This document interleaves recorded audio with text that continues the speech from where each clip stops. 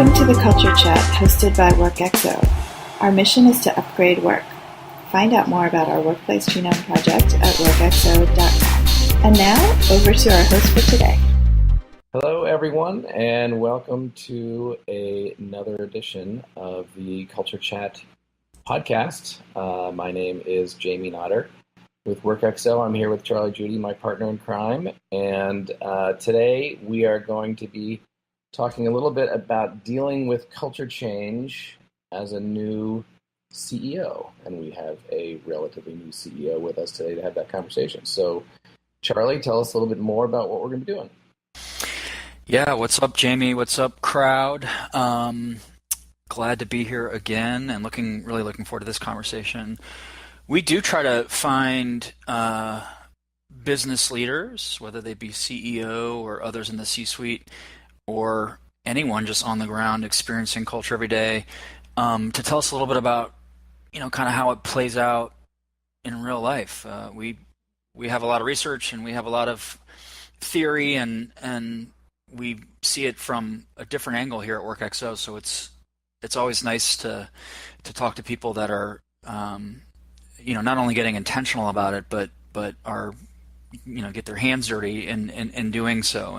And today with Jeff, we have a CEO who realized, I think, very early on that culture was going to be something that was very important to them and to their organization. And I'm going to let Jeff talk to you a little bit about what that organization is, and got on it early. And we were lucky to have Jeff and his organization as an early client, early adopter of WorkXO and the Workplace Genome. And excited to have you here. So Jeff, introduce yourself, introduce CMAA, and then we'll kind of go from there. Thanks, Charlie. It's great to be here. My name is Jeff Morgan, and I'm CEO of the Club Managers Association. So my members are member-based clubs. So you can think of country clubs, yacht clubs, city clubs, hunt clubs, beach clubs, any sort of facility type of club that has a membership, and it revolves around serving the active lifestyle community. So we have about 6,000 members and are headquartered in Alexandria, Virginia, and are an organization that is some 80-plus years old, so have been around a little while. Cool. Awesome. So we know that you've been there a little while now. You're not brand new, but you sort of came into this organization and very quickly started working on the issue of culture and actually trying to change culture. And so the big question today we want to get into is like, all right, well, what are the challenges? What's it like? What are the specific things you need to deal with when you're addressing culture as a new CEO? So just tell us a little bit about your experience there. Sure. So this is my second time coming in as a new CEO, and I've been here about 2 years now. And I've also been in a situation where I've replaced longtime CEOs of 20-plus years in both organizations.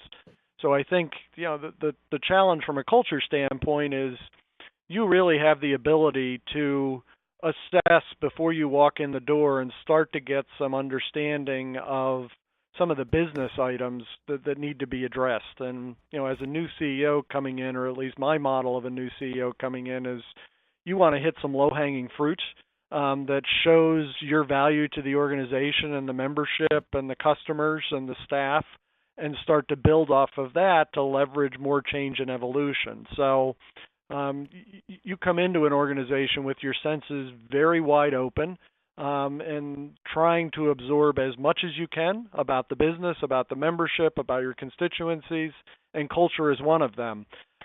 This organization coming in, I knew that my model of how I ran an organization was going to be very different from my predecessor. My predecessor was very hierarchical and very somewhat, had been doing this for a long time, and knew all the answers, and I came in purposely. They hired somebody from outside the industry, so I came in with a model that I was here to co-create. I had the business skills, but I needed to leverage partnerships with the members and staff and everybody to create a team environment to move the organization forward. So from a culture standpoint, I tried to absorb what the culture was like. And really, while I was in that absorption process, everybody is evaluating every single thing you do. So before you can make any changes and evolution of of anything dramatic, you need to really have credibility, not only with your membership, but in this case with staff, as we talk about internal culture. So you are trying to be very deliberate to show what your style is, that you are trustworthy, that you are listening to them, that you are everything you say you're going to do, you are actually doing. Because behind the scenes, staff is evaluating you to make sure you are truly what you say you are. And so that is an initial process, and then you at the same time you are diagnosing how you see the culture needing to evolve, and you're starting to try to help people understand what it might be if it were something different. And so you become somewhat of an evangelist or a Pied Piper to start to help people see how you would do things differently. And So ultimately the XO product came in, and we can get into that, but that's a good place to start. Yeah, there's a lot I like about what you kind of teed up there, Jeff, including this whole idea of absorption and credibility, which I think makes a ton of sense. I wonder, is there a flip side to this at all? Like, is there also kind of a grace period or like a free pass? I mean, do employees, do organizations, the staff almost expect a new CEO to be concerned about and focused on culture? Like, do they get the underlying business case, or is that something that you have to establish as well? Well, I would say in my case, particularly when I came into CMAA, the organization was in a certain amount of stress. Mm-hmm. So the environment around the membership is changing. The organization was in very much need of change. So because of that stress, they say when you come in as a CEO, there's a honeymoon period, and that honeymoon period, Right. May last 6 months to a year. I believe that is true, but I also believe that it isn't true, in the sense that if you set the right stage for how you are going to evolve, and that you are a change agent, and it's not about being static, it's about being on a journey, and you are constantly evolving, as a staff, with people coming in and out, as products serving your members or your customers, the environment around us. And so if you set that tone properly, to me that period never goes away, that everybody comes to expect, okay, we're on a journey, this is going to continuously evolve, and nothing is static. Because I think, when organizations get tired, they do become static, and that is when they run into problems, and then change becomes more difficult. So I want to go back to even the piece that you raised. Like, when you describe sort of what you had to stay on top of in leading this transition, the fact that that your behavior is under a microscope, you're having to build credibility, you're having to hit the low-hanging fruit, you're having to deal with the sort of financial stuff that's going on in the organization. Like, this sounds like this is too much to handle. So, I mean, that's one of my questions is, how do you manage all that at the same time? Well, I think it's actually easy, because I think when you're interviewing for a position, particularly the CEO position, you have to be very honest and sincere about what you are, and you need to understand what you are and who you are. So those things that you're putting forward about your style are just the natural piece of you. It's not a contrived, you're not doing something just to create a contrived vision of you. It's got to be you, and you have to be sincere, and you have to be honest.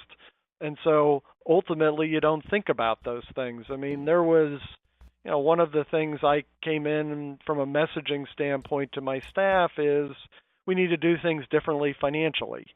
And, when I fly, I don't fly first class, and I use an airline. I use Southwest, that people would at one point think of as sort of the low-cost carrier. Yeah. It's very convenient for me, and it's just what I do. And ultimately, at one point, somebody came back and they reported that to staff that, wow, Jeff doesn't fly first class, and Jeff does this, and Jeff does that, and, doesn't spend, eats a meal that, is not something that is over the top. And so it's just part of your nature, which is part of my nature, which, was consistent to what I was telling everybody when I walked in the door. Now, I think it's a key lesson when we talk about authenticity in the workplace and in cultures. I think this is huge in leadership too. You have to sort of, if you can't be yourself, it's really hard work. If you can be yourself, then you can go through it. So I think that's really cool. Yeah. So, Jeff, before you got to a place where, you were ready to maybe get into some of the details and understand, analyze, evaluate culture at a different level, maybe a more intimate, maybe a more detailed level. What you mentioned, you used the word absorption. What kinds of things do you do as a CEO early on to get a feel for how this organization really works? I mean, is it observation? Is it conversation? Is it all of the? But just tell us a little bit about that.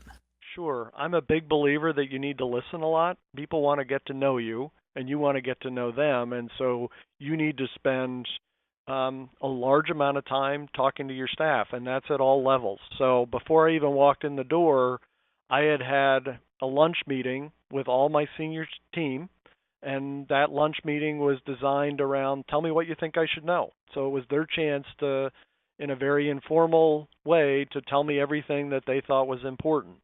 And, from my standpoint, I did not sit there with a notebook because I didn't want them to be intimidated by me taking notes of what they were saying.